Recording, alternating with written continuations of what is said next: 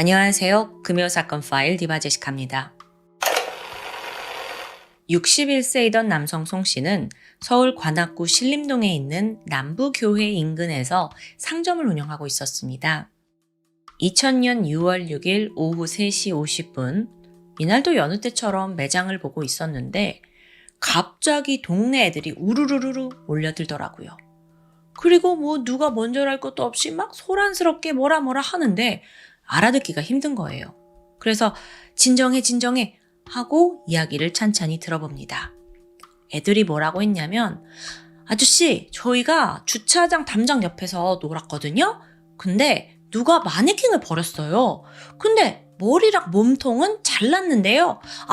코도 없었어요. 진짜 깜짝 놀랐어요. 이걸 듣고 있던 송 씨가 순간 소름이 돋았습니다. 아니, 누가 장난을 친 거야? 아니면 혹시? 어쨌든 송 씨는 그걸 좀 정리해야겠다라는 생각에 쓰레기 봉투를 들고 주차장으로 향했죠.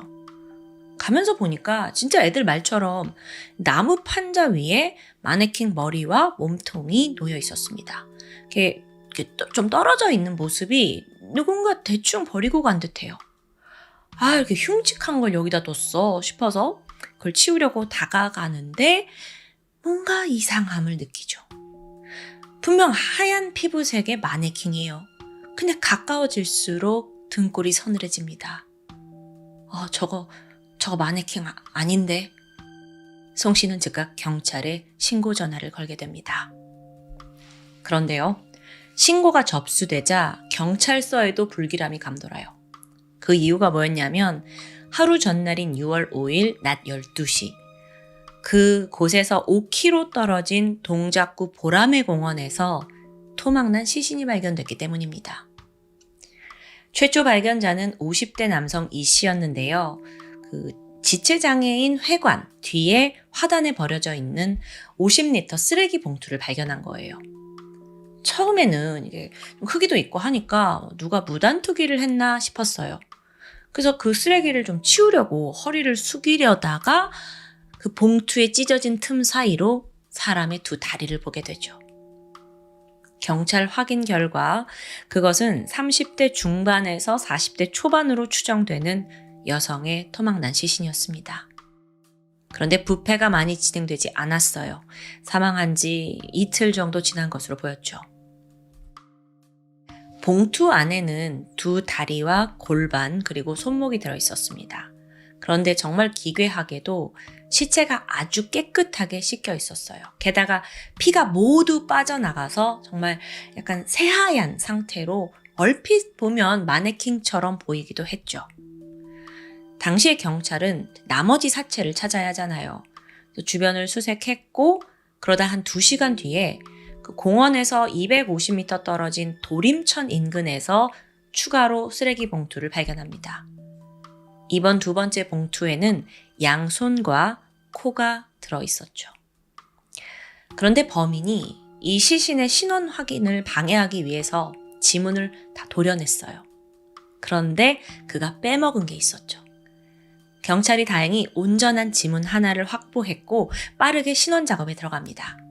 그러면서 동시에 나머지 부위를 계속 수색하고 있었어요. 남아있는 건 얼굴과 몸통이었으니까요. 이때 때마침 송 씨의 신고가 들어온 겁니다. 경찰은 얼른 신도림 주차장으로 달려갔고요. 마네킹으로 착각했던 여성의 머리와 몸통, 토막을 수습하게 돼요.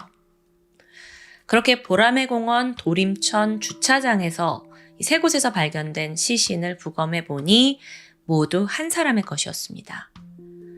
시신은 머리, 그다음에 코 잘려 있었고 골반 따로 몸통, 양손, 팔다리 총 10조각으로 토막난 상태였는데요. 깨끗하게 씻겨져 있었고 절단면이 거칠었어요. 그걸 봤을 때 범인이 해부하게 능통하거나 칼을 많이 다뤄본 사람은 아닌 듯 했죠. 또한 사체 곳곳에 흉기에 베인 상처도 있었습니다.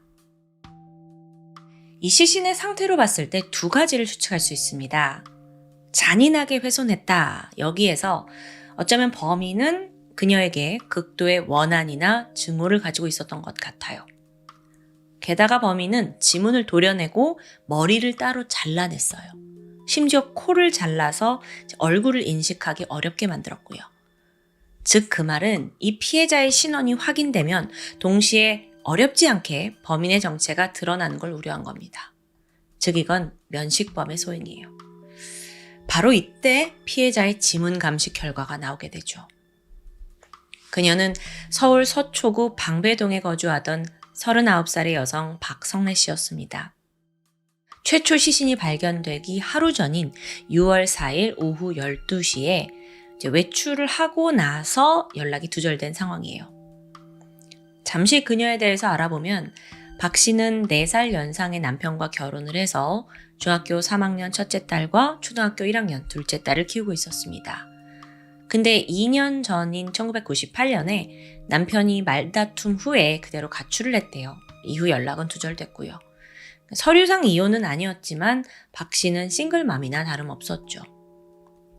이 세 모녀가 12평짜리 다세대 주택에 살았는데 넉넉지 않은 형편입니다. 생활비를 벌기 위해서 박 씨는 미용실에서 아르바이트를 했습니다. 여윳돈이 전혀 없었기 때문에 이 사건이 그녀의 금품을 노린 범행이라고 판단되긴 힘들었어요. 아니 그렇다면 누가 박 씨에게 강한 원한을 품게 된 걸까요?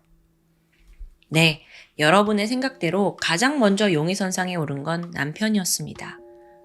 경찰이 곧장 남편의 신변 확보해요. 그래서 범행 날짜로 추정되는 그 실종 6월 4일부터 6일까지 행적 조사했죠. 근데 남편한테는 완벽한 알리바이가 있더라고요. 그 내용이 자세히 보도가 되진 않았지만 중요한 건 혐의점은 없다는 것이죠. 그래도 면식범 중에 있는데 싶어서 경찰은 박성래 씨 주변 인물을 하나하나 파헤칩니다. 그리고 조사 결과 아주 의외의 사실이 드러나요. 그건 바로 박 씨의 복잡한 남자 관계였습니다. 남편이 가출을 하고 나서 그녀가 스트레스를 풀기 위해 선택한 게 나이트클럽이었습니다. 수시로 드나들었대요. 그리고 여기서 남성을 만나서 관계를 가지곤 했고요. 경찰은 그 피해자의 핸드폰을 통해서 그 남성들의 리스트를 확보했는데요. 하나하나 탐문을 해도 특별히 혐의점을 가진 인물은 없더라고요. 알리바이도 모두 확인됐고요. 그 한 예로 사건 당일에 박 씨 핸드폰에 음성 메시지를 남긴 40대 남성이 있었어요. 그래서 유력 용의자가 아니냐라고 지목을 하긴 했지만 확실한 알리바이가 있었습니다. 그렇게 수사는 점점 난항을 겪게 되죠. 분명 주변인인데 아닌가? 그렇게 갸우뚱하던 그때 수사팀이 이제는 그 사소한 단서 하나하나까지 더 철저하게 분석하기 시작합니다. 특히나 토막난 사체가 담겨있던 그 쓰레기 봉투 기억하시죠? 이 쓰레기 봉투에 주목을 하게 되는데요. 참고로 한국은 1995년 1월 1일부터 전국적으로 종량제가 도입되었습니다. 그 전에는 없던 제도예요. 근데 이때 봉투 디자인을 각 지방단체가 따로 정하면서 모양과 색깔이 다 다르게 만들어졌죠. 뿐만 아니라 거기엔 지역명이 표기되어 있습니다. 보니까 그 토막이 있던 봉투는요, 영등포구청이라고 쓰여져 있어요. 그래서 이걸 토대로 경찰이 영등포구뿐만 아니라 시신이 발견된 동작구, 관악구를 중심으로 동종범죄 전과자 중심으로 대대적인 조사를 합니다. 아니, 근데 이번에도 허탕이에요. 결국 경찰은 마지막 수단을 동원했습니다. 통신사의 협조를 받아서 박 씨와 통화를 한 그냥 모든 인물의 인적 사항을 다 받아낸 거예요. 그걸 일일이 대조를 했죠. 그렇게 3일간의 긴 작업 끝에 드디어 용의자가 떠올랐습니다. 그는 30살의 남성 김종호였어요. 박 씨와 김종호 두 사람은 사건이 발생한 4일 오후 12시 56분부터 6시 31분까지 총 3차례 통화했습니다. 심지어 밤 9시부터는 두 사람의 핸드폰 위치가 동일하게 나와요. 확인 결과 김종호는 영등포구 신길 3동 다세대 주택에 살고 있었죠. 근데 이 사람 특수 강도 전과가 있고요. 또 2건의 사기 사건으로 수배 중인 상태입니다. 그러니까 질이 안 좋아. 뭔가 영등포구에 살고 질이 안 좋고 통화 계속했고 뭔가 퍼즐이 지금 딱딱 들어맞고 있잖아요.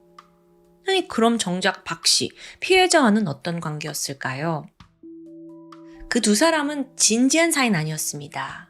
김종호에게 박 씨는 그저 수많은 내연녀 중 한 명 정도라고 볼 수 있어요. 여기서 잠깐 김종호에 대해서 알아야 되는데 그 사람을 한마디로 정의하면 제비라는 단어가 떠오릅니다. 특히나 연상의 유부녀를 타겟으로 해서 은밀한 만남을 즐기고 그들에게 돈을 뜯어내는 양아치였죠. 특히나 가정주부를 선호했다고 해요. 작업하는 장소요? 나이트클럽이었고요. 김종호는 정상적인 일이라고는 해본 적이 없어요. 그러다가 특수강도 사건으로 광주교도소에 복역을 했는데 정확한 형량은 확인되지 않았습니다. 지난 1999년 12월 김종호가 출소를 했고 다시 자기의 주 무대인 나이트클럽으로 향합니다. 그리고 한 달 뒤에 이제 새천년을 맞이하면서 나이트클럽에서 박 씨를 만나게 돼요. 사실상 김종호의 의도적인 접근이라고도 볼 수 있어요. 이 여자랑 대화를 좀 해봤더니 유부녀인데 외로움을 많이 타네. 조금만 구슬리면 홀랑 넘어오겠네 싶었던 거예요. 여기서 박 씨 또한 김종호가 나쁘지 않았던 것 같습니다. 애초에 깊은 관계를 원한 건 아니었기 때문에 전과가 있다는 것 자체를 크게 신경 쓰지 않았을 것 같아요. 그렇게 두 사람은 5개월간 만남을 이어가는데요. 여기까지 파악한 경찰은 김종호, 얘를 유력한 용의자로 보고 행방을 추적합니다. 그런데 문제가 있어요. 김종호가 실거주지와 주민등록상 거주지가 달라요. 앞서 말한 영등포구 신길 3동 주택은 실거주지인데 주민등록상의 거주지는 천안시 원성동이더라고요. 그래서 경찰이 팀을 2개로 나눠서 동시에 급습하기로 했죠. 하지만 가보니 그는 이미 도주한 후였습니다. 어디로 은신을 했을까? 그걸 찾기 위해서 가족과 친척, 지인, 교도소 동기들까지 경찰이 싹 다 집중 조사합니다. 근데 이때 한 교도소 동기가 횡설수설 말을 돌리던 중에 실언을 하게 돼요. 그리고 그 정보를 통해서 김종호가 안양에 있는 모텔 7층에 거주 중이다 라는 정보를 알게 되죠. 근데 문제는 어떤 모텔인지는 모르잖아요.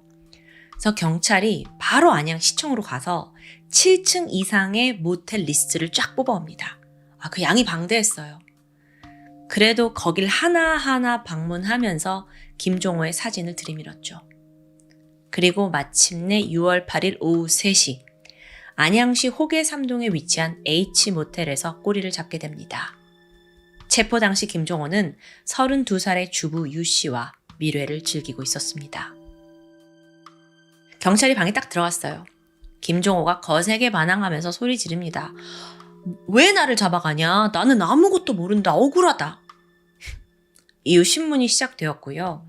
경찰은 먼저 박 씨와의 통화 기록을 증거로 들이밀었습니다.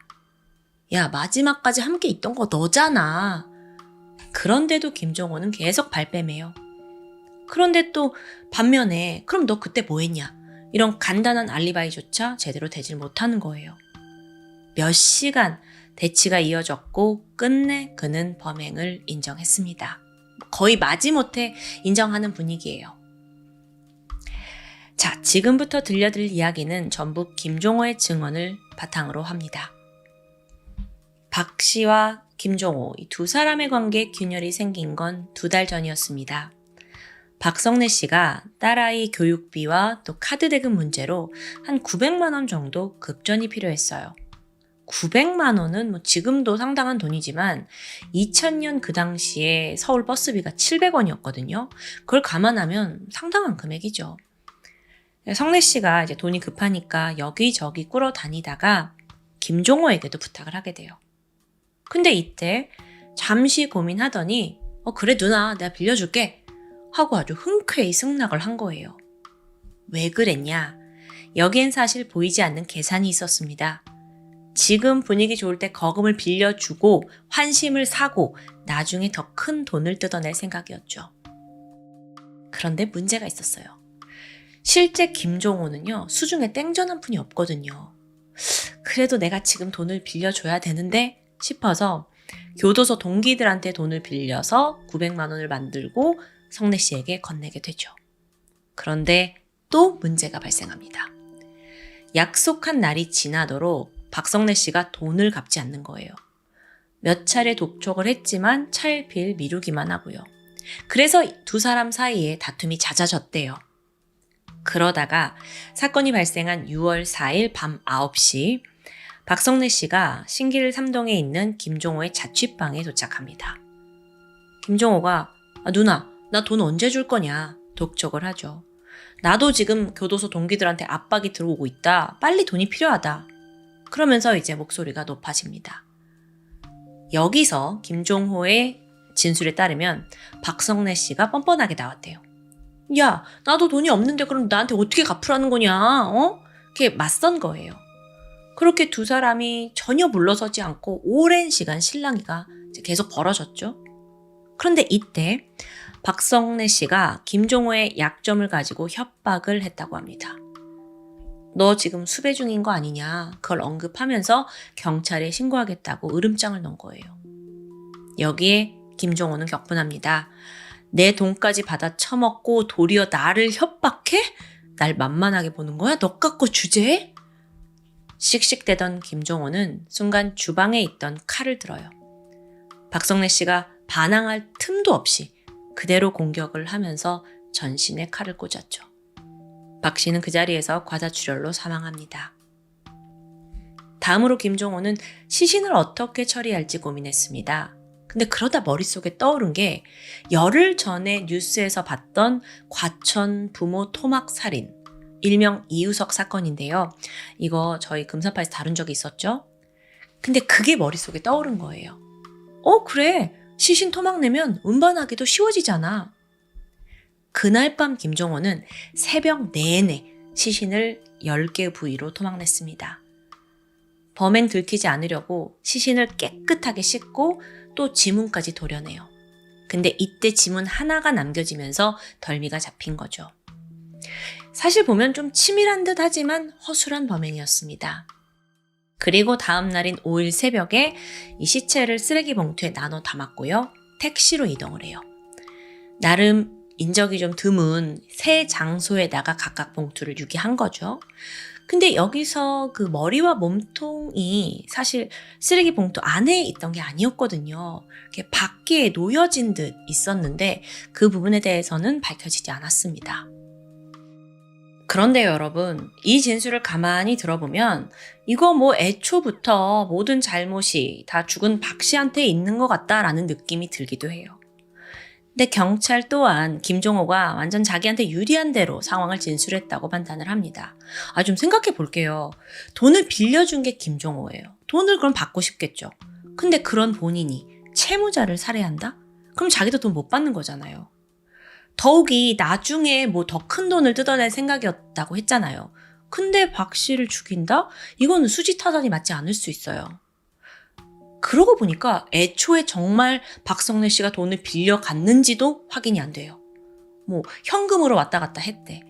그래서 한간에는 그의 범행 동기, 전말 자체가 거짓일 수 있다고도 판단을 합니다. 결국 김종호는 살인 및 사체 유기 혐의 등으로 기소가 됐고 1심에서 사형을 선고받습니다. 하지만 곧바로 항소했고요. 2001년 1월 항소심 재판부는 원심을 파기하고 그에게 무기징역을 선고했죠. 살인과 사체 유기가 매우 끔찍한 범죄지만 그에게 개선의 여지가 있다, 기회를 줘야 한다라고 판단한 겁니다. 그렇게 감옥에 갇힌 김종호, 지금껏 그가 가석방되었다는 소식은 없습니다. 하지만 무기징역으로 감형된 이상 20년이 지나면 모범수로 인정이 되고 그러면 기회가 주어지겠죠. 처음부터 잘못된 인생의 길을 살고 있던 제비 김종호. 그저 돈 있는 여자들한테 기생해서 돈이나 뜯어먹으려고 했던 잡범이었어요. 근데 그런 잡범이 어쩌다 살인마, 심지어 토막 살인마로 돌아선 걸까요? 손가락 지문 제거에 또 얼굴 알아보지 못하도록 코까지 제거. 사실 그가 시신을 처리한 방식은 다소 유별났고 또 기이했습니다. 아니 막 피를 다 빼서 워낙 하얘서 오죽하면 그걸 목격한 사람들이 마네킹이라고 생각을 했겠어요. 그래서 어쩌면 그는 굉장히 잔인한 면모를 숨기고 살던 제비살인마가 아닌가 싶기도 한데요. 사건 발생 25년이 지난 지금 김종호는 감옥에서 뼈저리게 반성을 하고 있을지 궁금합니다. 지금까지 금요사건 파일 디바제시카였습니다. 안녕하세요. 금요사건 파일 디바제시카입니다. 여러분 혹시 얼마 전에 토요 미스테리에 업로드된 이 전자레인지맘 킬러라는 영상을 보셨나요? 심신미약자는 좀 시청을 자제해달라는 제목을 붙였을 만큼 댓글에서도 더 이상 못 보겠다 하는 분들도 있었고 정말 이 전말이 상상조차 힘든 그런 사건이었는데요. 오늘 사건 또한 두 얼굴의 엄마를 다시 한번 상기시켜주는 국내 사건입니다. 일단 시작하기에 앞서서 아마 여러분도 이 영상을 끝까지 보시면서 많은 생각이 드실 텐데 편하게 댓글을 남겨주세요. 2017년 12월 31일 새벽 2시 30분 광주광역시 북구경찰서에 긴급한 신고가 걸려왔습니다. 신고자는 두암동에 있는 아파트 11층에 살던 22살의 여성 정 씨였죠. 저 여기 불이 났어요. 빨리 오시면 안 될까요? 집안에 아기들이 있어요. 정 씨는 연신 흐느껴 울고 있었습니다. 소방대원들이 빠르게 현장으로 향했어요. 도착해 보니까 150명이 넘는 여기 살던 주민들이 갑작스러운 경보에 자다가 막 급하게 다 밖으로 대피하고 있습니다. 하지만 신고자 정 씨는 집에서 미처 빠져나오지 못한 채 베란다에 갇혀 있는 위급한 상황이에요. 소방대원들이 급히 사다리차 올렸고 신속히 정 씨를 구조하는 데 성공했죠.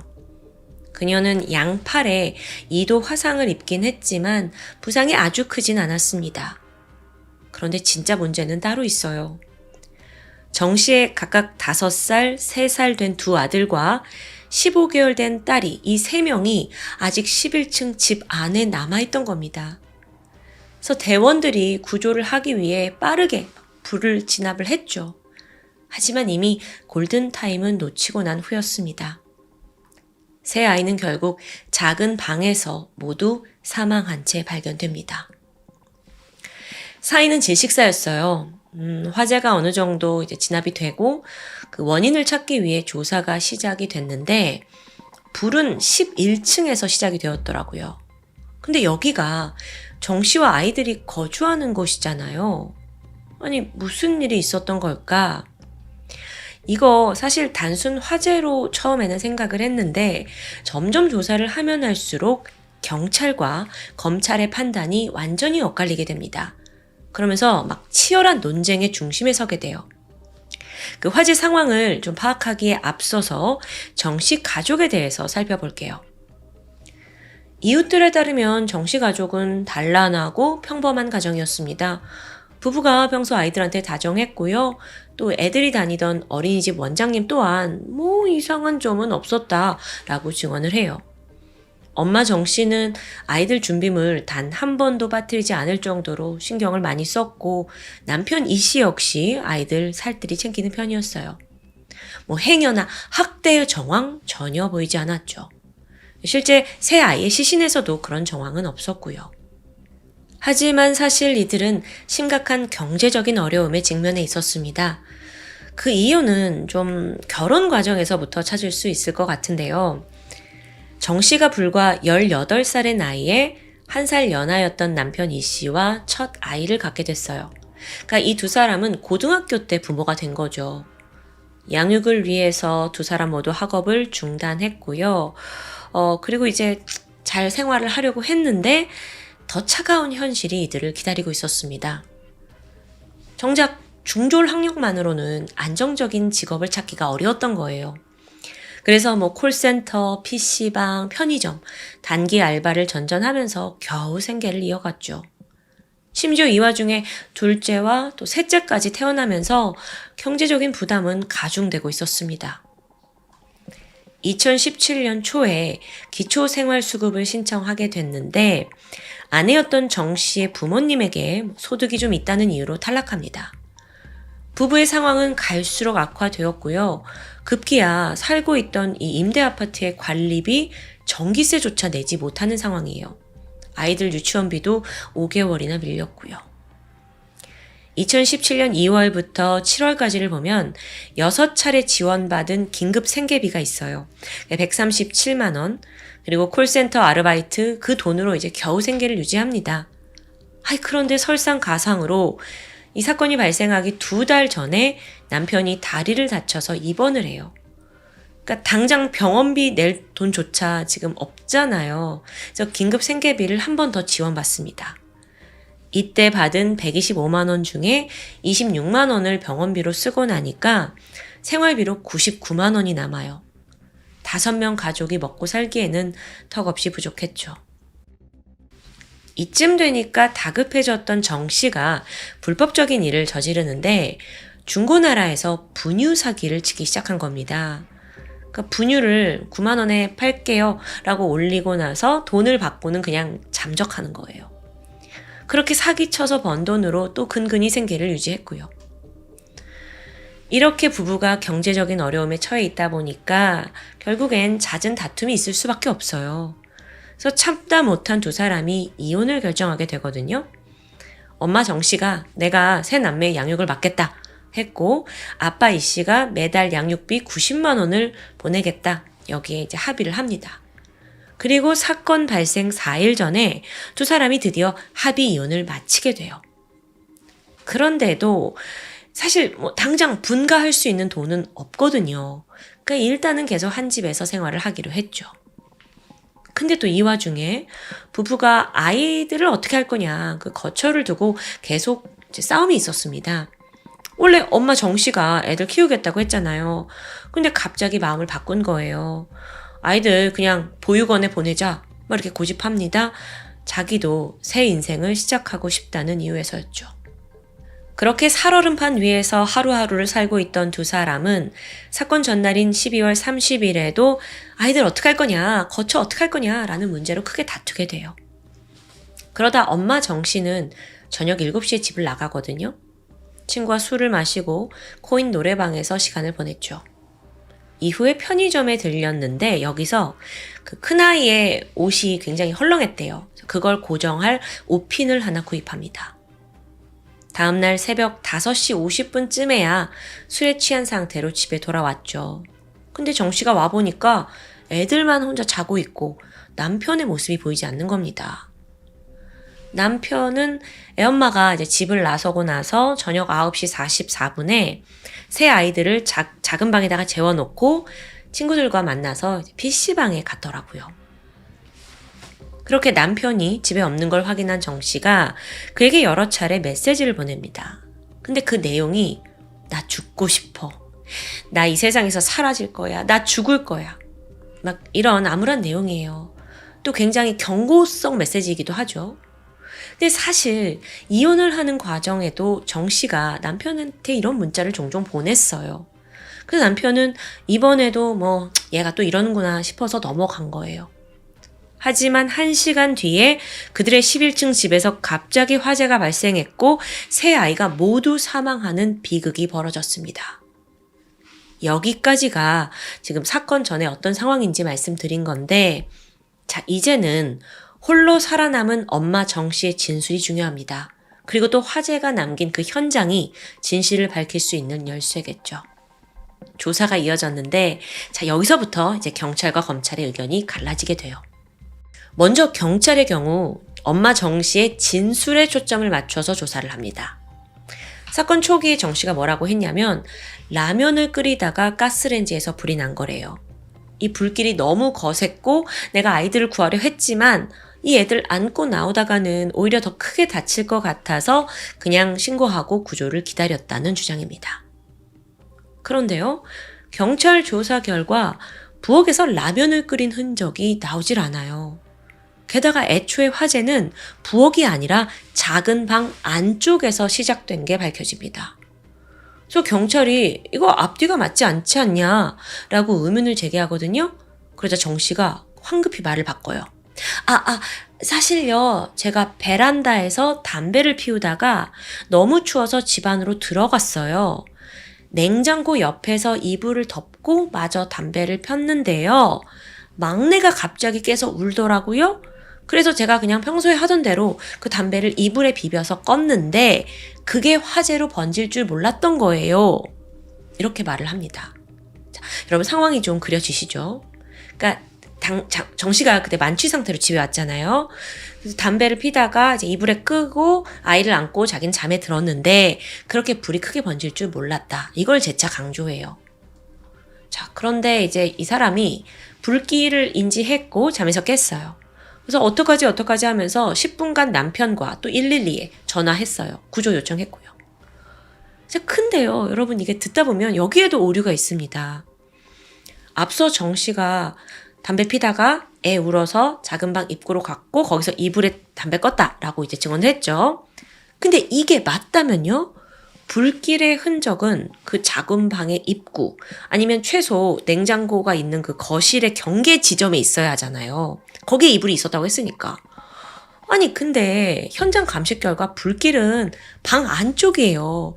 안쪽에서 시작된 게 설명이 안 되는 거예요. 제일 심하게 탄 곳도 안쪽이었어요.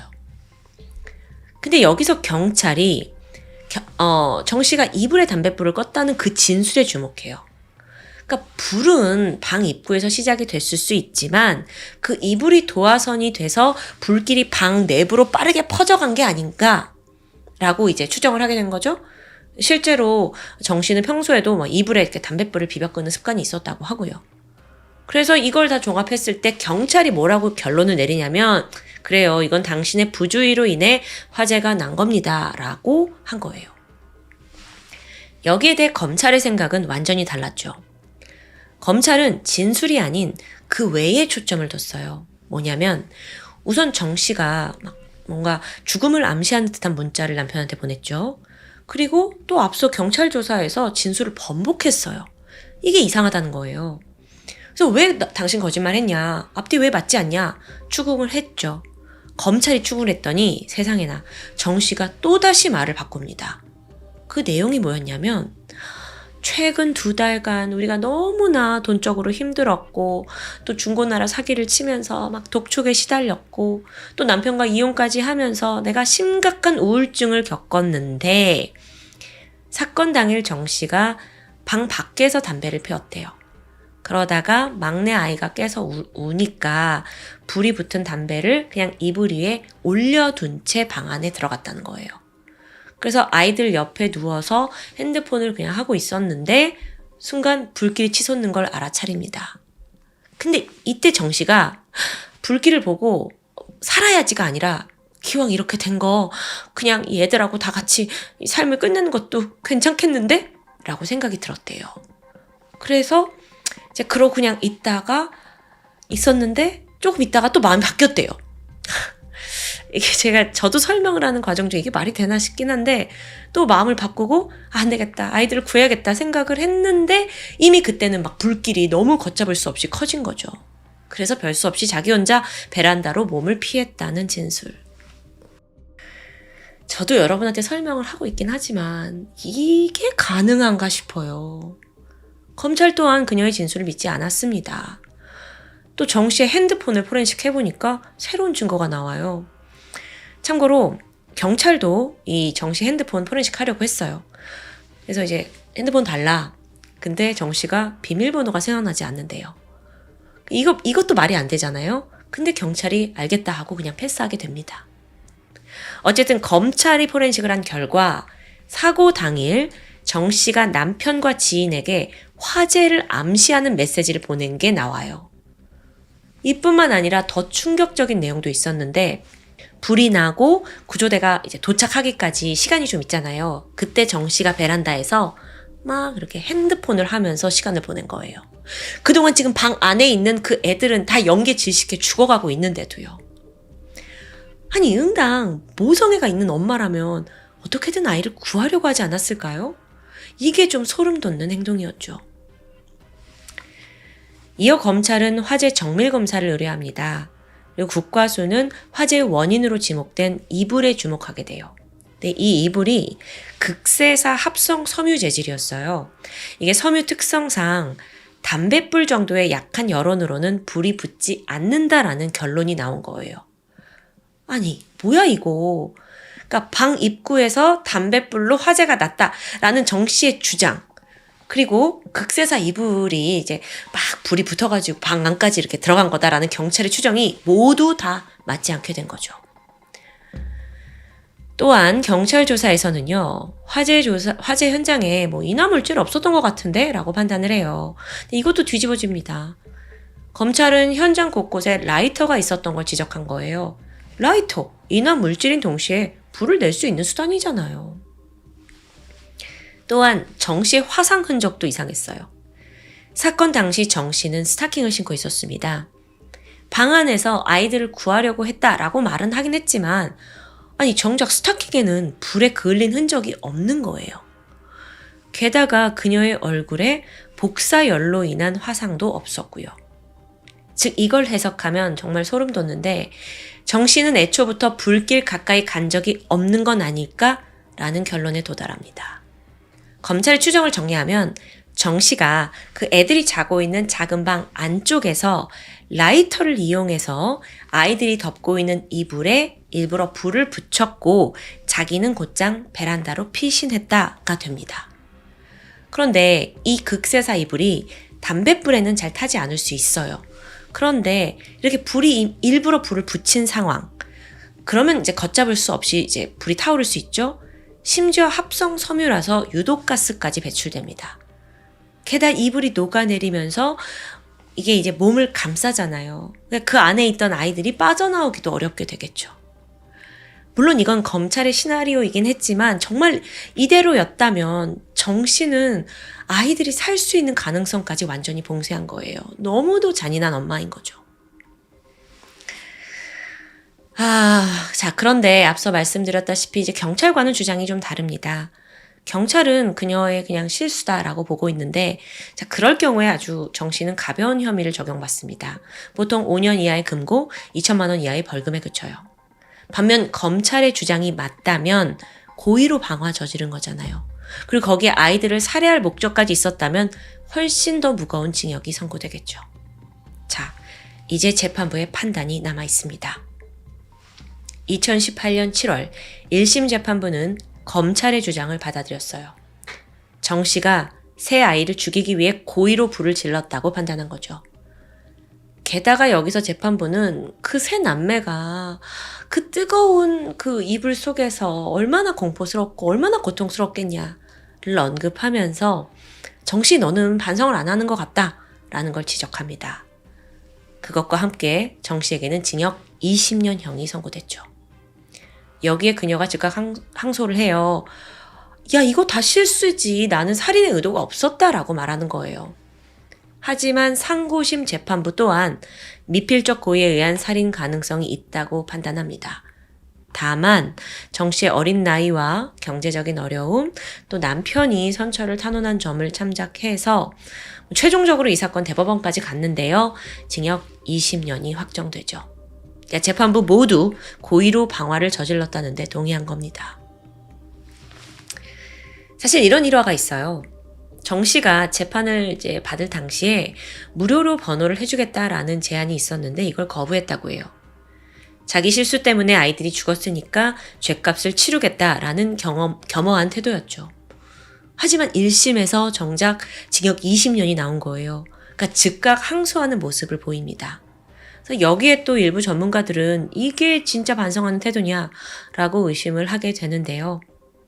현재까지도 그녀는 모든 건 실수로 인한 화재였다고 주장하고 있습니다. 사건의 전말을 쭉 들어본 여러분의 생각은 어떠신가요? 아주 작은 단서였는데요. 앞서 제가 정 씨가 이제 술을 먹고 코인 노래방 갔다가 집에 왔는데 바로 그 전에 편의점에 들려서 큰아이 옷핀 샀다는 거 기억하시나요? 사실 저는 그 점에서 그렇게 아이를 챙기던 엄마가 정말 고의로 불을 냈을까라는 생각이 들긴 했어요. 법원은 이미 판결을 내렸지만 여전히 이 사건은 정말 그녀가 3명의 아이를 그렇게 한꺼번에 살해하는 악마 같은 엄마였을까 하는 일말의 의문을 남기고 있습니다. 어쩌면 이 범행이 너무 잔혹해서 그저 믿고 싶지 않은 건지도 모르겠습니다. 지금까지 금요사건 파일 디바제시카입니다.